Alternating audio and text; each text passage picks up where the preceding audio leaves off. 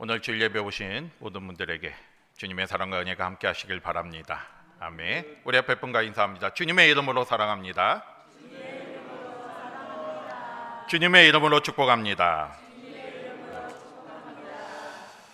오늘 시편 23편을 통해서 은혜를 나누고자 하는데요, 예전에 어느 목사님이 이 시편 23편을 본문으로 주일 설교를 준비하고 있었습니다.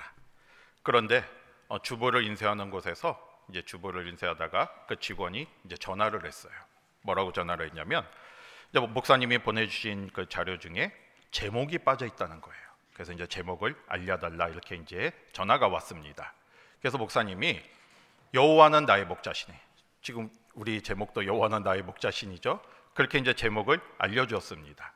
그런데 원래 이 목사님이 이 제목이 좀 길게 쓰는 분이셨어요, 평소에.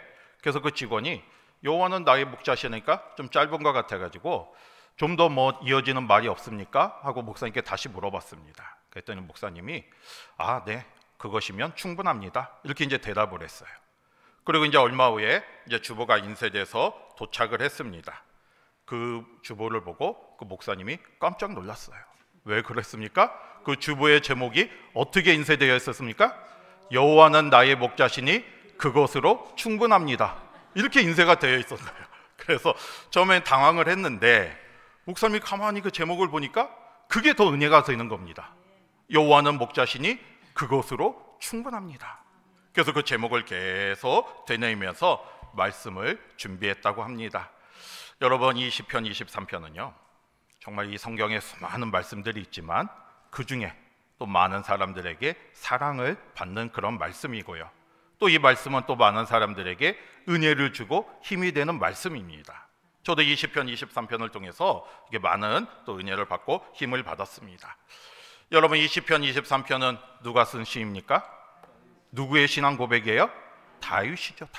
다윗 왕의 신앙 고백인데, 이 다윗이 자신의 삶을 돌아보면서 한평생을 보니까 물론 다윗이 이스라엘의 왕으로서 많은 영광과 권세도 있었지만 또 수많은 어려움과 고난도 당했습니다. 그걸 돌아보면서 다윗은 늘 자신과 함께 했던 하나님의 사랑을 깨달았어요. 그 하나님의 사랑을 깨닫고 그 마음을 주님께 고백하고 있습니다. 여러분, 오늘 1절을 보면 뭐라고 다윗이 고백하고 있습니까? 1절을 보면 여호와는 나의 목자시니 내가 부족함이 없으리로다. 여호와는 나의 목자시라고 고백을 하고 있어요. 하나님이 나의 목자시라는 것은 나는 하나님 앞에 뭐가 된다는 거예요? 양이 된다는 거죠. 양이. 여러분, 다윗이 왕이 되기 전에 오랫동안 무슨 생활을 했습니까? 어릴 때 뭐였습니까? 양을 치는 목동이었어요. 그러니까 이 다윗은 그 누구보다도 양에 대해서 잘 알고 있습니다. 그리고 양과 목자의 관계도 잘 알고 있습니다.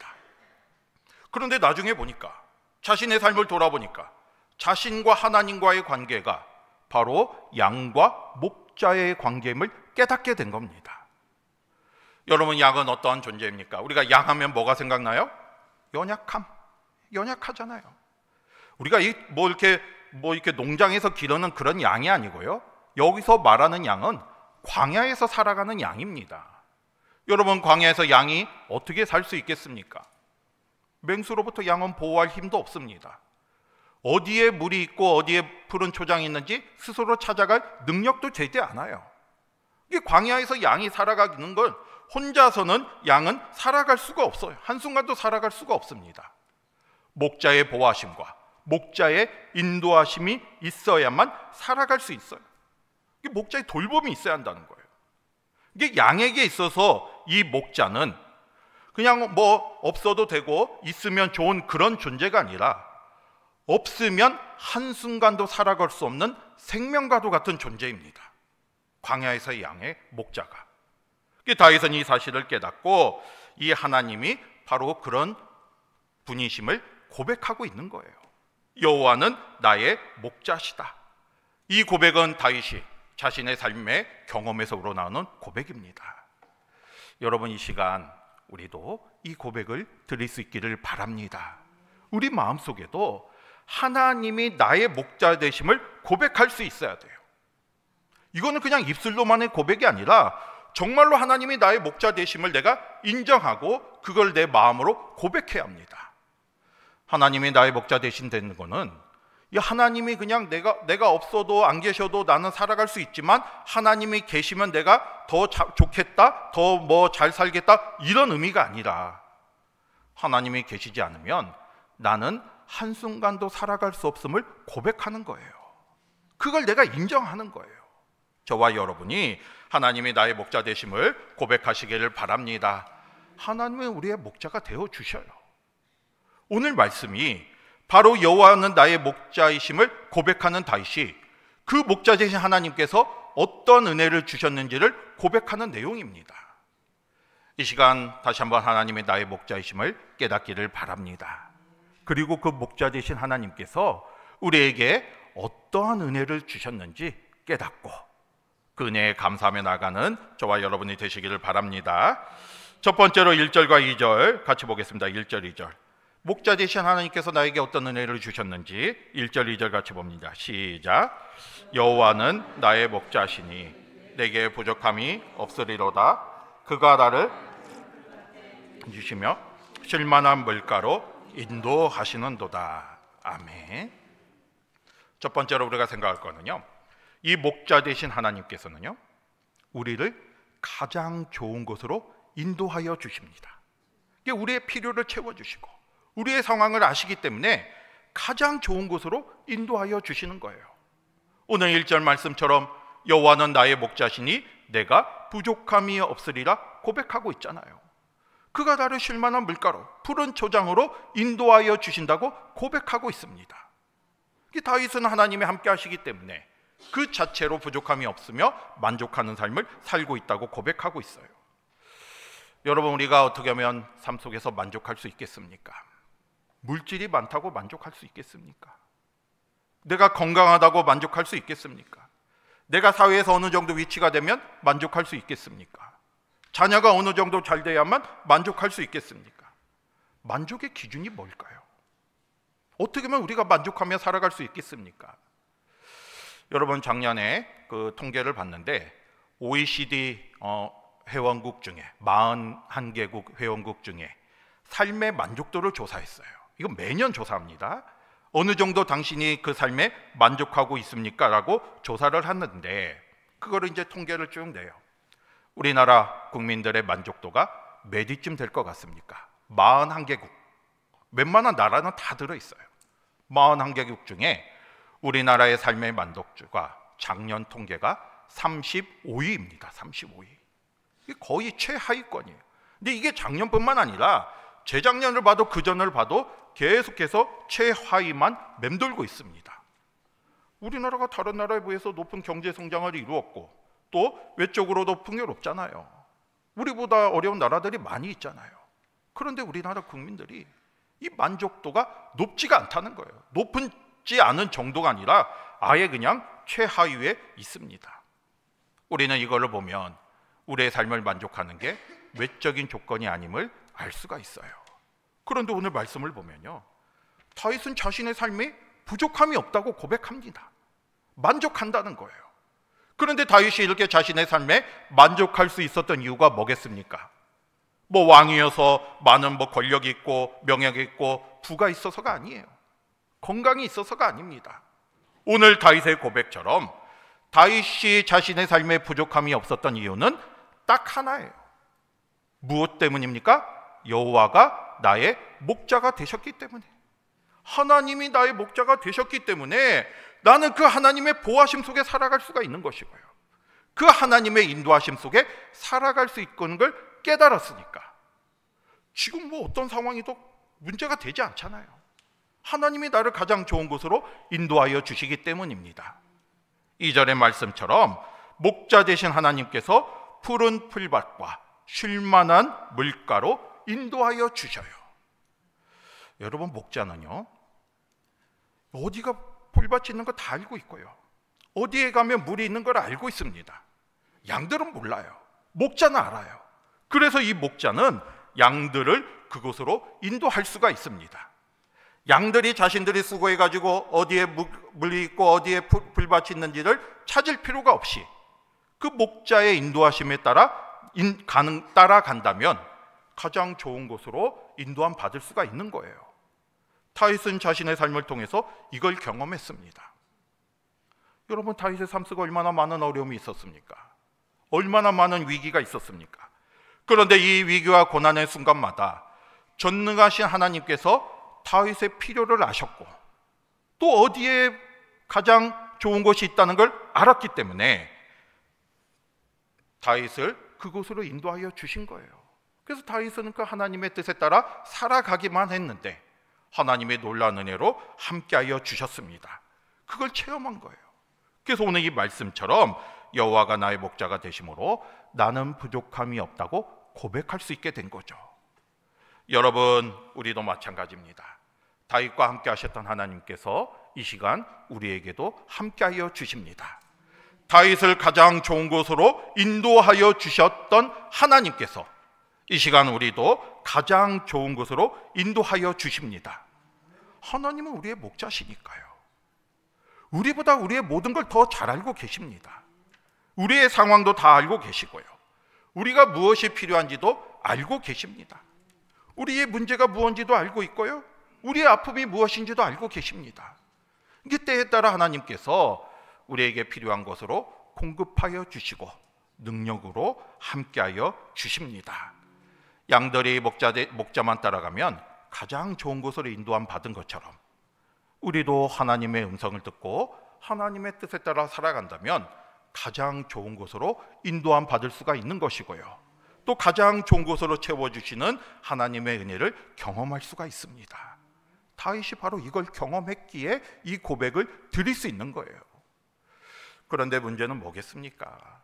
만약에 양들이요, 이 목자가 가장 좋은 곳으로 이렇게 인도하는데 양들이 고집을 피우고 따라가지 않는다면 어떻게 되겠습니까?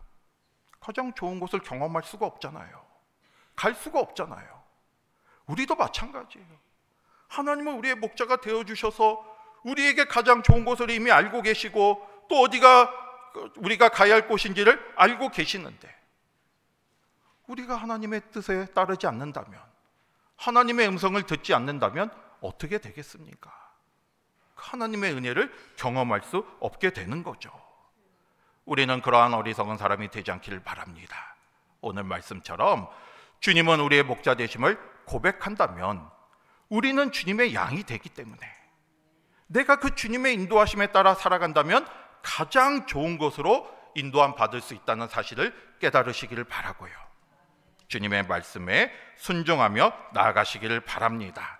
그래서 주님이 준비하신, 그리고 주님이 예비하신 가장 좋은 곳으로 인도함 받아서 오늘 이 다윗의 고백처럼 여호와는 나의 목자시니 내가 부족함이 없으리로다, 이 고백이 저와 여러분의 고백이 되기를 주님의 이름으로 축복합니다. 그 다음에 두 번째로요, 이 목자 되신 하나님이 또 어떤 은혜를 주십니까? 3절과 4절 같이 보겠습니다. 3절 4절 같이 볼게요. 시작.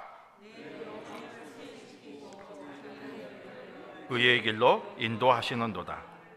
내가 사망의 음침한 골짜기로 다닐지라도 해를 두려워하지 않을 것은 주께서 나와 함께 하심이라. 주의 지팡이와 막대기가 나를 안위하시나이다. 아멘. 목자 되신 하나님께서는요, 우리를 어느 길로 인도하십니까? 의의 길로 인도하시고요, 그 다음에 우리를 지켜주시고 보호하여 주십니다. 여러분, 3절 말씀을 보면 하나님은 우리의 영혼을 소생시킨다고 말씀하고 있잖아요. 소생시킨다는 것은 죽어가고 있는 걸 다시 새롭게 하신다는 거예요. 다시 힘이 나게 만들어 주신다는 의미입니다. 회복시켜 주신다는 거죠. 우리도 육체적으로 힘들 때 뭐 약을 먹거나 아니면 좋은 음식을 먹으면 힘이 나잖아요. 영혼도 마찬가지예요. 우리의 영혼도 지쳐갈 수밖에 없습니다. 여러 가지 어려움과 고난 속에서 낙심할 때도 있고요, 또 내가 죄를 지으면 죄책감에 빠질 때도 있습니다. 또 내 앞에 있는 여러 가지 문제로 인해서 내 영혼이 절망할 때도 있어요. 지쳐가는 거죠. 그런데 오늘 말씀을 보면 목자 되신 하나님께서 우리의 영혼을 어떻게 하신다는 거예요? 소생시켜 주신다. 다시 힘이 나게 하시고 다시 회복시켜 주신다고 약속해 주셨습니다. 낙심한 우리의 영혼을 다시 새롭게 희망을 주신다는 거예요. 죄에 빠진 우리 영혼을 다시 새롭게 만들어 주신다는 거예요. 다윗은 이걸 경험했어요. 이 어려움과 절망 가운데 있을 때 하나님의 함께 하심을 통해서 그 하나님의 능력을 체험하면서 다시 새로워지는 자신의 모습을 경험했습니다. 밧세바의 죄를 짓고 얼마나 그 나단 선지자의 책망을 들으면서 얼마나 죄책감에 빠졌습니까? 하지만 하나님께서 용서하여 주시고 새롭게 자신의 모습을 만져주시는 하나님을 경험한 거잖아요. 여러분, 하나님은 우리의 지친 영혼을 새롭게 하여 주십니다. 그걸 깨닫고 목자 되신 주님만 바라보며 나아가시길 바랍니다. 그리고 우리를 의의 길로 인도하시는 거예요. 의의 길이라는 것은 우리가 이 죄악된 잘못된 모습에서 돌아와서 하나님이 원하시는 길, 하나님의 뜻 가운데 바른 길로 가는 길이에요. 의의 길, 구원의 길입니다. 생명의 길이에요. 그런데 하나님께서 우리를 그 길로 인도하여 주십니다. 여러분, 우리가 어떻게 우리 스스로 의의 길을 갈 수 있겠습니까? 어떻게 가야 하는지도 모르는데 어떻게 구원의 길을 갈 수 있겠습니까? 하지만 목자 되신 하나님께서 우리를 그 길로 인도하여 주시는 거예요. 예수님을 통해서 그 길을 알려주셨잖아요. 우리는 그 길을 지금 가고 있습니다. 그런데 오늘 말씀처럼 하나님께서 우리를 의의 길로 인도하실 때 누구의 이름을 위하여라고 했습니까? 자기 이름을 위하여, 하나님의 이름을 위하여 우리를 의의 길로 인도하신다는 거죠.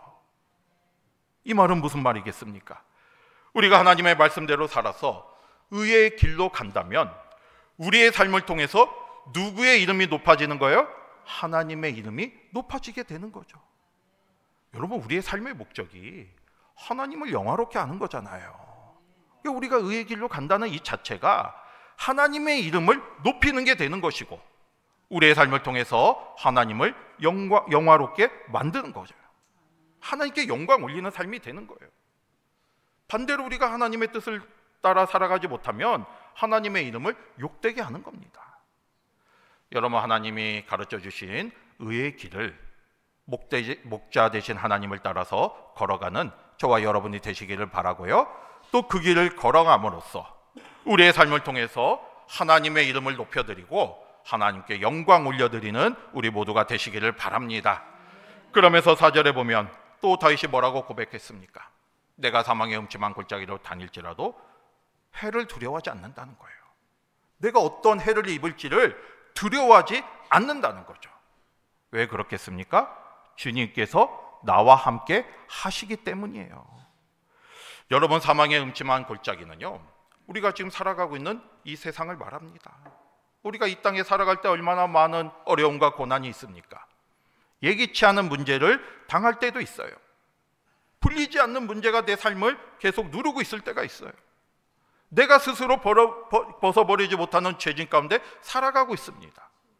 사망의 음침한 골짜기, 계속해서 우리를 무너뜨리기 위해서 대적들은 계속 공격을 하고 있습니다. 그런데 오늘 이 다윗의 고백처럼 목자 되신 하나님이 나와 함께 하신다면 우리는 그런 상황 속에서도 좌절하거나 낙심하거나 두려워할 필요가 없어요. 하나님이 나와 함께 하시니까. 전능하신 하나님이 나와 함께 하여 주셔서 오늘 말씀처럼 주의 지팡이와 막대기로 나를 어떻게 주신다는 거예요? 안위하시나이다. 지켜주신다는 거죠. 보호하여 주신다는 거죠. 주님의 지팡이와 막대기는 주님의 힘과 주님의 능력을 말하고 있습니다. 여러분, 목자가 양들을 칠 때요, 지팡이를 들고 있어요. 맹수들이 공격할 때 그 지팡이를 통해서 그 맹수들을 막아주십니다. 다윗은 그걸 경험했잖아요. 골리앗과의 싸움에서 하나님이 함께 하심으로 승리할 수 있었던 걸 경험했습니다. 수많은 나라들과 전쟁에서도 하나님이 함께하여 주셔서 자신이 승리했음을 경험했어요.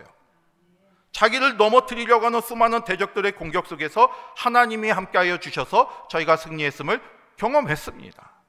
주의 지팡이와 막대기가 나를 지켜주심을 경험해서 이 고백을 드리고 있는 거예요. 나의 영혼을 소생시키시고 또 내가 어려움에 있을 때도 주님께서 나를 지켜주심을 고백했습니다. 여러분, 우리도 마찬가지입니다. 하나님이 나의 목자가 되신다고 고백한다면 그 목자 되신 하나님께서 우리를 지켜주십니다. 우리와 함께하여 주시고 주의 지팡이와 막대기로 우리를 지켜주셔요. 여러분, 하나님이 우리의 목자 되신다는 이 자체가 하나님이 우리를 지켜주신다는 약속입니다. 여러분, 이스라엘 이 당시에요, 이 목자는 아무나 되는 게 아니었어요. 이 가족 중에서 정말로 양을 사랑하고 책임감 있고 성실한 사람이 목자가 되었어요. 이게 목자가 된다는 것은 큰 자부심이 가지고 있었고요. 그래서 최선을 다해서 양들을 보호합니다. 그런데 만약에 양들이 병에 걸리거나 굶주리거나 아니면 맹수에 의해서 부상을 당하거나 죽는 일이 발생하면 이 목자는 굉장히 그게 부끄러운 일이 되고 치욕 쓰는 일이 되는 거예요. 그러니까 얼마나 더 최선을 다해서 양들을 돌보겠습니까? 그런 마음으로 하나님이 우리의 목자가 되신다는 것은 바로 그런 모습으로 우리를 지켜주신다는 거죠. 예수님께도 말씀하셨잖아요. 선한 목자는 자기의 양들을 위하여 목숨을 버릴 정도로 양들을 지켜주신다고요. 오늘 이 시간 우리가 하나님의 그 목자 되심을 깨닫고 끝까지 우리를 지켜주시는 하나님을 바라보시기를 바랍니다. 우리는 양이에요. 이 땅에 살아가면서 어려움이 있을 수밖에 없습니다. 힘든 일이 있을 수밖에 없어요. 하지만 목자 되신 하나님이 우리와 함께 하심을 믿으시길 바랍니다. 전능하신 하나님께서 그 주님의 힘과 능력으로 우리를 지켜주시는데 무엇이 걱정이 되십니까? 우리는 그 하나님만 바라보면 되는 거예요. 양들이 정말 그 목자가 옆에 있으면 그 깜깜한 한밤중에 사방에서 짐승들이, 그 맹수들이 으르렁거려도 그 목자가 자신 옆에 있으면 평안히 잠들 수가 있어요. 우리도 목자된 하나님께서 우리와 함께 하심을 깨달으시길 바라고요. 우리는 그 보호하심 속에 살아가고 있습니다.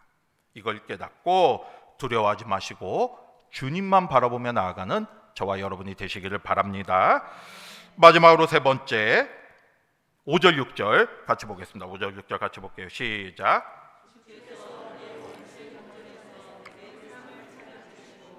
내 머리에 부으셨으니 내 잔이 넘치나이다. 내 평생의 선하심과 인자하심이 반드시 나를 따르리니 내가 여호와의 집에 영원히 살리로다. 아멘. 여러분, 세 번째는요, 이 목자 되신 하나님께서 오늘 5절 6절 말씀처럼 우리를 어떻게 해주신다는 거예요? 승리케 해주신다는 거예요. 승리케. 여러분, 5절 말씀을 보면 뭐라고 했습니까? 주께서 내 원수의 목전에서 내게 상을 차려주신다는 거죠. 여기서 상을 차려주신다는 거는, 상이라는 건 뭐겠습니까?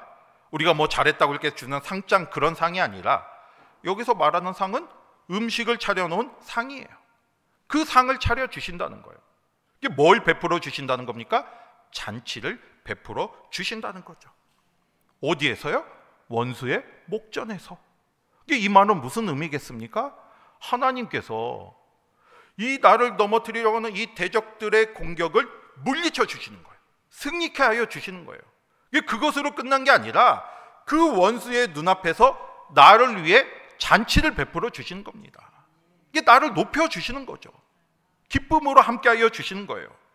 그리고 잔치를 베푸는 걸로 끝나는 게 아니라 뭘 발라주십니까? 기름을 내 머리에 부으셨다는 거죠. 여러분, 이 당시에 이스라엘은요, 이제 잔치를 베풀잖아요. 그러면 이제 그 특별한 손님이 있어요. VIP, 특별한 손님이 오면 그 손님에게 내가 정말로 환영한다, 내가 당신을 극진히 대접한다는 의미로 기름을 부어줬어요. 마리아도 예수님께 기름을 부었잖아요. 그러니까 내가 당신을 정말로 사랑한다, 내가 당신을 정말로 환영한다, 나는 당신을 VIP로 여긴다, 이런 마음으로 기름을 부었는데 하나님께서 우리에게 기름을 부어주신다는 거죠. 원수의 목전에서 우리에게 잔치를 베풀어 주시고 기름을 부어주신다고 약속하여 주셨습니다. 우리가 원수들이 이렇게 나를 넘어뜨리려고 공격할 때, 대적들이 나를 넘어뜨리려고 여러 가지 공격할 때 하나님께서 그를 막아주셔, 주의 지팡이와 막대기로 막아주시고 승리케 하여 주신 다음에 그것으로 끝나는 게 아니라 나를 위해서 잔치를 베풀어 주시고 나를 높여 주시는 거예요. 내 머리에 기름을 부어 주신다는 것은 나를 하나님의 백성으로, 나를 하나님의 자녀로 삼아 주셨음을 보여주시는 거예요. 원수의 눈앞에서 그렇게 나를 높여 주신다는 겁니다. 이게 얼마나 큰 기쁨이고 은혜입니까? 저와 여러분이 이런 은혜 가운데 살아가고 있는 거예요. 다윗이 이걸 깨달았어요. 다윗이 하나님이 자신을 위해서 이렇게 해주심을 깨달았습니다. 그래서 마지막으로 뭐라고 고백하고 있습니까? 내 잔이 넘치나이다. 은혜의 잔이 넘침을 고백하고 있습니다. 1절에서는 내가 부족함이 없다고 고백했는데 이 5절에서는 그게 더 나아가고 있는 거죠. 그냥 잔이 넘치는 거예요. 부족함이 없는 정도가 아니라 그냥 차고 넘치는 은혜 가운데 살아가고 있음을 고백하고 있습니다. 기쁨도 넘치고 평안도 넘치고 주님이 주시는 은혜가 넘쳐서 하나님의 은혜가 내 삶에 넘침을 고백하고 있는 거죠. 저와 여러분도 이러한 삶이 되시기를 바랍니다. 우리도 지금 그런 삶 속에 살아가고 있어요. 그걸 깨달으셔야 돼요. 그걸 깨닫고 이 믿음의 고백을 드릴 수 있기를 바랍니다. 다윗은 이걸 깨달았어요. 그래서 하나님의 은혜를 고백하면서 마지막으로 무엇을 고백합니까? 6절 한번 다시 볼게요. 시작. 내 평생의 선하심과 인자하심이 반드시 나를 따르리니 내가 여호와의 집에 영원히 살리로다. 아멘. 그래서 다윗도 지금까지 하나님의 은혜를 베풀어 주셨는데 이게 지금까지 은혜가 아니라 앞으로도 계속 하나님의 선하심과 인자하심이 평생에 나를 따르게, 다시 말해서 하나님의 은혜는 앞으로도 나에게 계속될 것임을 확신하는 고백을 하잖아요. 지금까지 하나님이 지켜주시고 앞으로는 아닌 게 아니고요. 앞으로도 나의 평생에 하나님의 선하심과 인자하심이 나와 함께 있음을 확신하면서 다윗도 뭘 고백했습니까? 나도 어디에 영원히 산다는 거예요? 여호와의 집에 영원히 살리로다. 여호와의 집은 하나님이 함께하는 그런 동행이죠, 동행. 나도 하나님, 목자 되신 하나님과 동행하며 살아가겠다는 걸 고백하면서 여기서 여호와의 집은 더 멀리 본다면 장차 우리에게 다가올 하나님 나라를 말하는 거죠.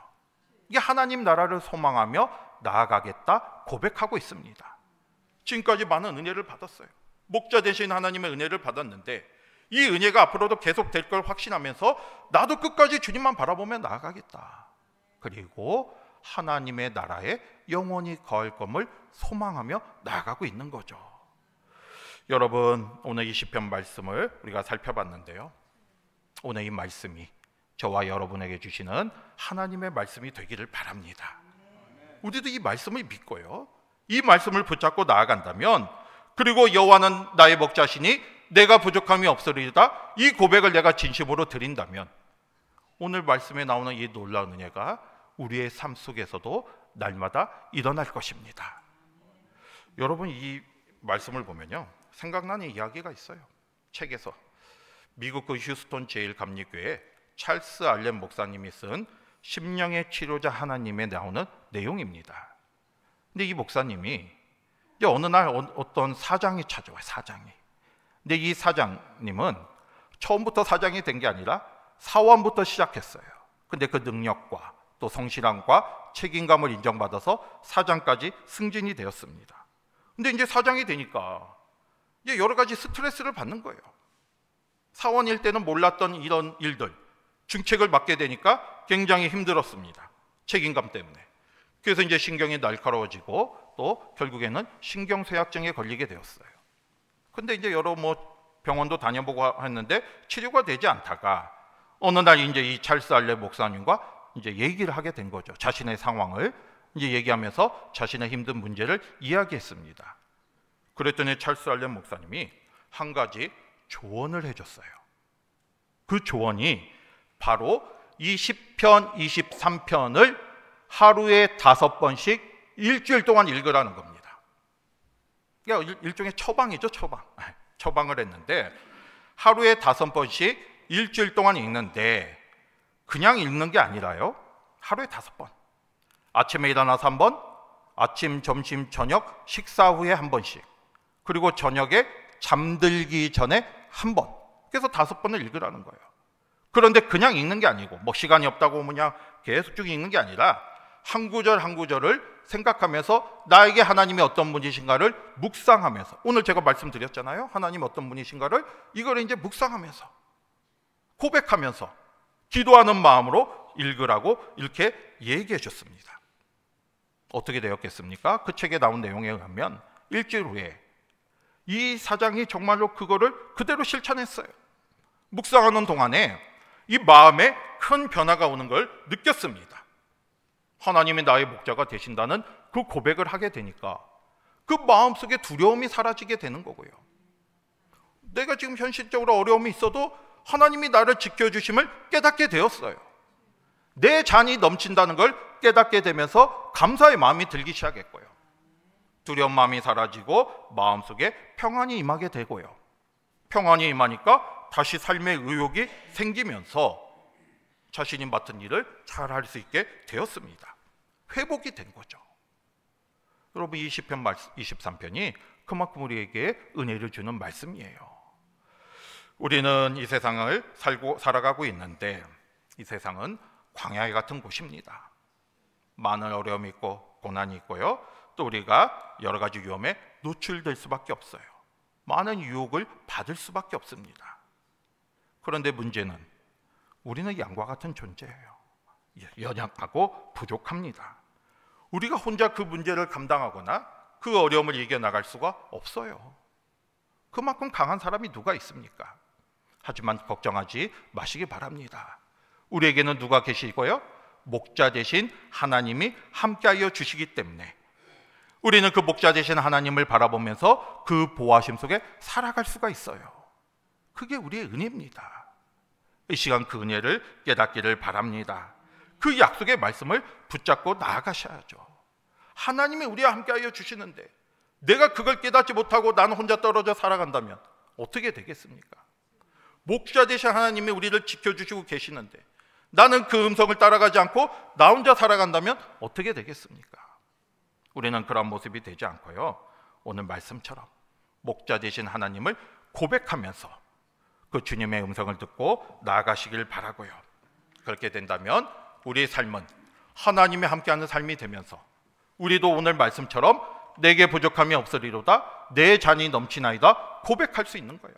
이걸 내 삶에서 체험하셔야죠. 저와 여러분이 이런 은혜가 있기를 주님의 이름으로 축복합니다.